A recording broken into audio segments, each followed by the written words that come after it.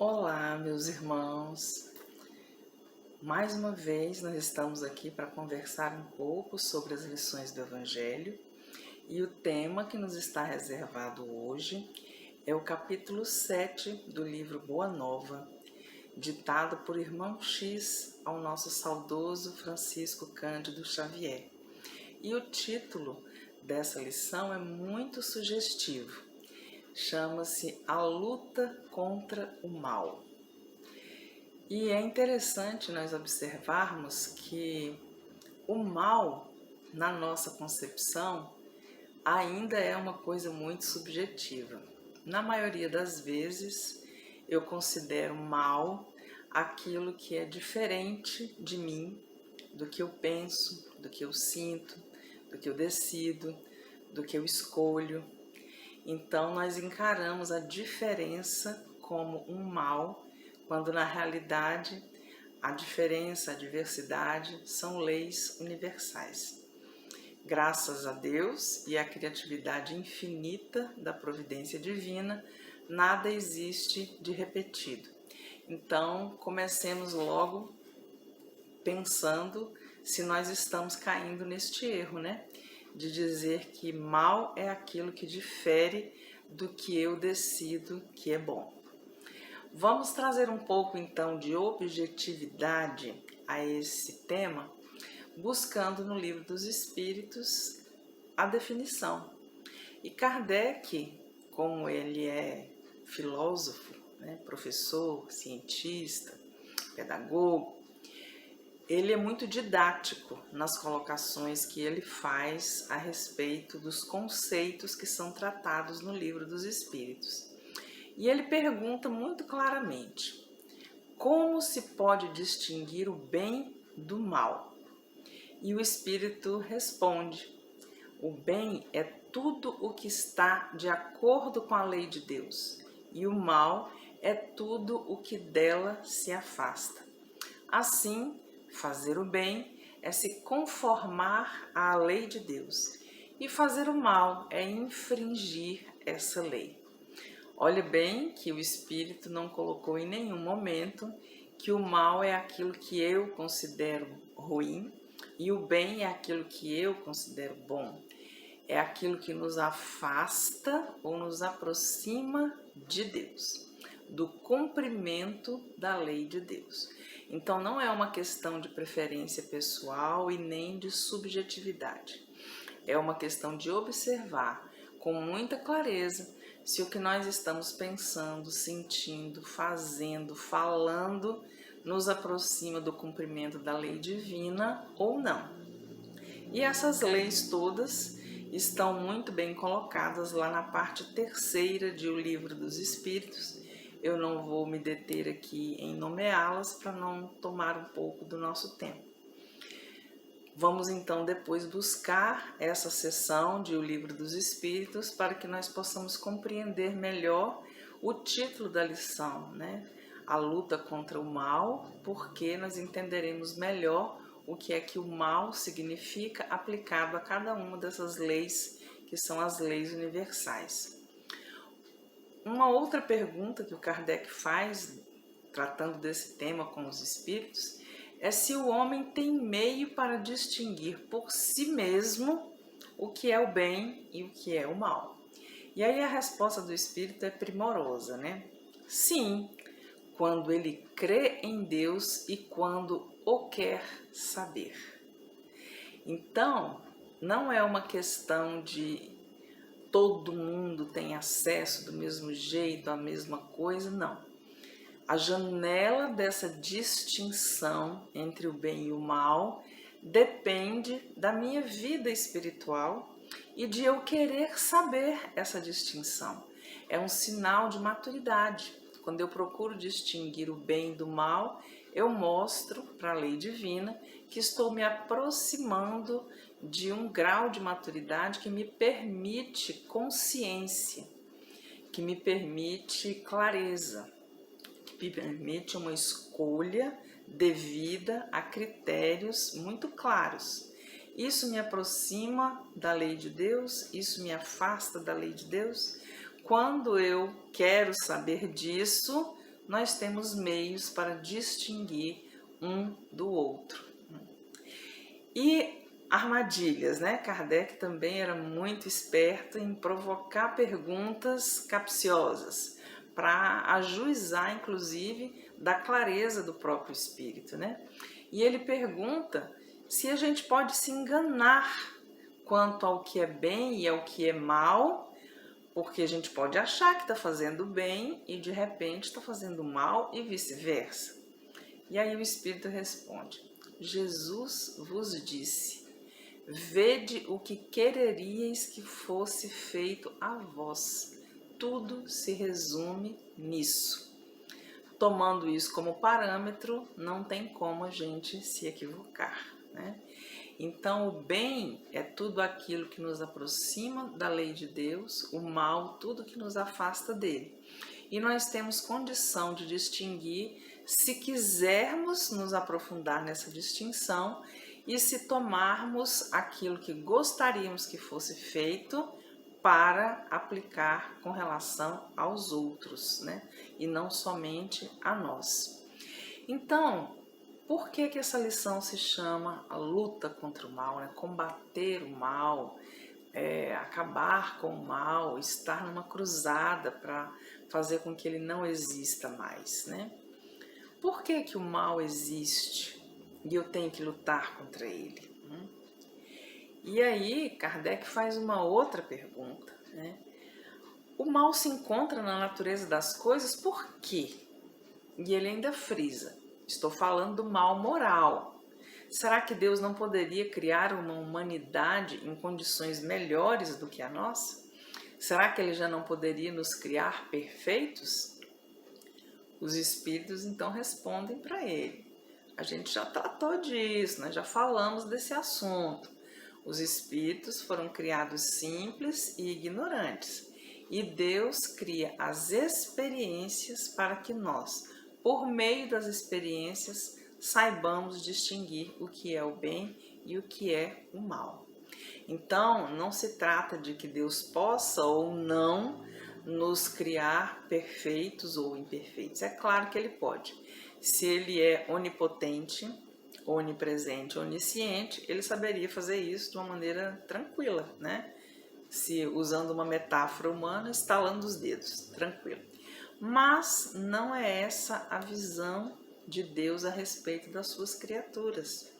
Ele quer que cada um de nós se desenvolva de acordo com a sua capacidade de aprendizagem ao longo de um processo que vai nos levar da ignorância até a perfeição. Então, alcançar a perfeição é um caminho. O mal é tudo que nos faz sair desse caminho em busca da perfeição. E o bem é tudo que nos confirma nessa estrada, buscando a nossa própria plenitude, porque a perfeição é isso, é a nossa plenitude diante da lei divina. Eu dou conta de cumprir todas as leis sem achar que isso é uma obrigação, que eu estou sendo constrangido a cumprir. Não, é uma afinidade completa e absoluta com todos os preceitos das leis universais. Então é como se nós fôssemos um com as leis divinas. E isso Jesus disse, né? Eu e o Pai somos um. Por quê? Porque o Espírito puro, ele já não consegue mais deixar de ver no universo toda a presença divina, todos os mecanismos. Então ele já venceu o mal, né? Ele já passou por essa trajetória. E nós também vamos passar. Estamos passando. A cada dia que nós vivemos, nós estamos nesse caminho de buscar a nossa própria perfeição, aprendendo pelas experiências que a vida nos traz quanto vale buscar essa perfeição no caminho do amor, para que o sofrimento e a dor não se tornem as nossas ferramentas de aprendizado. E aí o título da lição diz para nós que é uma luta contra o mal. Como que nós podemos combater o mal? Por que que esse tema sempre volta, né, na literatura filosófica, religiosa, educacional, né, social, ela está sempre aí, né? E tem coisas que nós precisamos compreender. Nós precisamos combater o mal, sim, mas a verdadeira origem do mal é interna e ela tem ligações profundas com o egoísmo e com o orgulho que ainda estão muito presentes na humanidade. Então, nós combatemos o mal por fora e para fora, e não por dentro, de onde ele nasce. E por isso, ele ainda não foi extinto da nossa história humana. Porque se ele está dentro e nós achamos que é mais fácil lutar contra ele pelo lado de fora, nós estamos atacando uma causa aonde ela não se encontra. Porque o verdadeiro mal é interno e é somente no mundo interior que ele pode realmente ser combatido. Ele ainda não se extinguiu porque nós estamos caminhando na direção contrária a isso, fazendo cruzadas para fora, no mundo externo, quando essa pureza de coração, esse desejo do bem, essa benevolência, ela só pode ser conquistada com as ferramentas que mexem conosco no mundo interior. Jesus, então, recomenda que nós tenhamos o coração puro, que nós sejamos mansos e pacíficos, porque a mansuetude, porque a paz, elas nascem da humildade. E é a humildade que contraria toda tendência ao orgulho e ao egoísmo. E a pureza é o sinal de que nós já vencemos tudo isso no nosso mundo interno e por isso estamos prontos para ser um exemplo de como se combate o mal no mundo exterior. Então, por que que essa lição foi trazida por Irmão X neste livro? Ela fala de um determinado apóstolo, que é o Tadeu, e ele não conseguiu curar uma pessoa endemoniada que foi trazida a ele. Faz parte dos relatos das curas de Jesus no lugar onde ele se encontrava. E essas curas dos endemoniados sempre impressionavam muito os discípulos e o povo. Endemoniados naquela época significavam as pessoas que estavam sob a influência de espíritos impuros. E esses espíritos eram capazes de fazer as pessoas executarem os atos mais estranhos, bizarros e perversos, né? E o povo sempre gosta muito disso. As rotinas de exorcismo chamam atenção até hoje. Inclusive em grandes momentos de cultos religiosos populistas, são as curas que mais acontecem, né?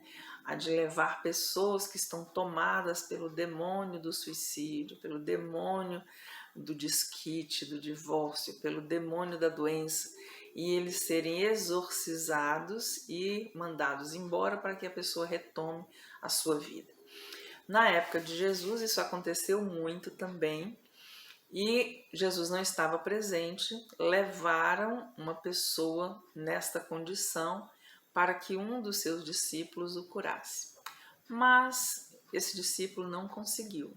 E somente no dia seguinte, quando Jesus chegou, é que ele devolveu aquela criatura dementada à sua recuperação, à sua autonomia, né? E o discípulo então pergunta, né, por que eu não consegui? Por que eu não consegui? Jesus então retoma isso junto a todos os discípulos para que todos tivessem o mesmo ensinamento. Isso já havia ocorrido com eles outros, né? E não só com aquele especificamente, diante deste caso que Humberto de Campos narra nesta lição. E quando Jesus curava, ele simplesmente dizia, você está livre, isso aqui acabou, né? levanta-te e anda, né? Abre teus olhos, né? Vai e não peques mais para que não te aconteça coisa pior. Então Jesus simplesmente dizia que o processo de obsessão, né, de influenciação negativa havia terminado e terminava mesmo. Por quê? Porque Jesus tinha e tem autoridade moral, espírito puro, vindo em missão para mostrar como é que a gente pode viver plenamente, mesmo estando no corpo físico. Como é que a gente pode se comportar como um ser espiritual, mesmo habitando um corpo material. E a autoridade moral a gente não consegue fingir. Ou a gente tem, ou a gente não tem. E quando a gente tem, as pessoas sentem que nós temos, porque a nossa vibração é diferente e ela impregna o ambiente. Os grandes líderes religiosos, inclusive os sociais também, eles têm essa vibração e as pessoas que se aproximam deles sentem essa vibração. E quanto maior é a autoridade moral, maior é o âmbito, maior é o raio em que essa vibração alcança. Existem muitos relatos de que o Chico Xavier ele estava em determinado local e a vibração dele era sentida a quilômetros de distância. Por quê? Porque o espírito com autoridade moral, ele está num grau de vibração espiritual que transcende as distâncias. Então, diante de um espírito moralmente autorizado pela sua consciência, pelo seu grau de equilíbrio, de harmonia com as leis divinas, um espírito perturbado não tem como resistir. Vai se dar essa ordem pela simples presença. A simples presença da pessoa já é uma ordem para que aquele processo de desequilíbrio termine. Mas Tiago era só discípulo de Jesus, ele não tinha a mesma autoridade moral. Então o espírito obsessor não obedeceu a ele, assim como não obedecem a nós, né? Fulano, você tem que fazer isso, você tem que fazer aquilo, cuida do seu caminho, mas a gente aconselha muito para fora e não cuida de si do lado de dentro. Então as pessoas nos escutam, mas costumam não nos atender. Por quê? Porque nós não temos a autoridade moral necessária para gerar esse efeito. Nós nos parecemos muito mais com Tiago do que com Jesus. A gente quer fazer alguma coisa, mas ainda não temos condição de realizar isso plenamente. Por quê? Porque estamos combatendo o mal pelo lado de fora, sem cuidar do mal que nós temos dentro de nós. Nós não damos ao mal que nós vemos nos outros o mesmo valor do mal que nós encontramos em nós mesmos. O mal que nós encontramos em nós é pequeno, é uma coisa simples, né? Dá pra gente resolver tranquilamente. O mal que nós vemos nos outros é terrível, é uma coisa inaceitável e eu preciso vergastar esse mal, combater esse mal para que nós tenhamos um pouco de tranquilidade no mundo. Então, todos nós, de uma certa forma, estamos combatendo uns aos outros, quando na realidade o bom combate pede que o nosso campo seja o campo interior, que eu não tema o mal. Existe uma obra que tem exatamente esse nome, né? Não temas o mal. O mal ele não deve ser temido, ele precisa ser conhecido. Ele precisa ser identificado, ele precisa ser caracterizado. Que tipo de mal é esse? Como é que eu me comporto? Por que isso é ruim? Que consequências isso traz para a minha vida, para a vida das outras pessoas? Se eu temer o mal, eu fujo dele. Então ele sempre vai ter poder sobre mim, porque eu não o enfrento. É preciso que eu não tema o mal e que olhe para dentro sabendo que bem e mal são etapas de uma trajetória. Quanto melhor eu for, menos mal eu terei. E isso não é um processo instantâneo, é um esforço cotidiano que nós fazemos. Então, quando essa lição é trazida para o contexto dessa obra Boa Nova, o que é que o irmão X está tentando nos alertar mais uma vez? Não combata o mal fora de si. Procure com coragem o mal que existe dentro de você. E fazendo essa transformação, você vai estar fazendo a única forma correta e efetiva de combater o mal que existe no mundo. É cuidando dos males que nós trazemos dentro de nós. O autor espiritual, que é o irmão X, pseudônimo de Humberto de Campos, ele ainda diz assim: necessitas da edificação do reino no âmago do teu espírito, e é este o objetivo da tua vida. Então, edificar o reino no âmago do nosso espírito é o objetivo da nossa vida.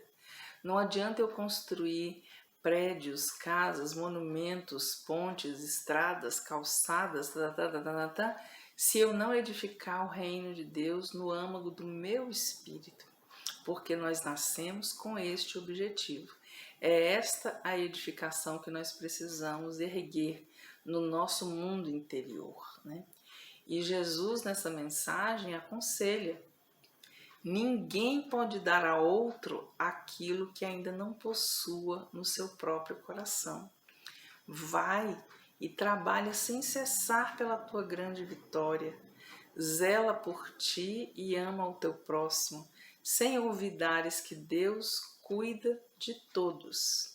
Não basta ensinar o caminho da verdade aos perturbados e malfazejos. Que nós possamos criar essa fortaleza e essa clareza dentro de nós, porque essa é a única forma efetiva de lutarmos todos contra o mal do mundo. É não temer o encontro com o mal que nós temos dentro de nós para conhecê-lo, identificá-lo, caracterizá-lo e transformá-lo em bem. Essa é a missão da nossa vida. Que Jesus nos abençoe, hoje e sempre, nessa caminhada.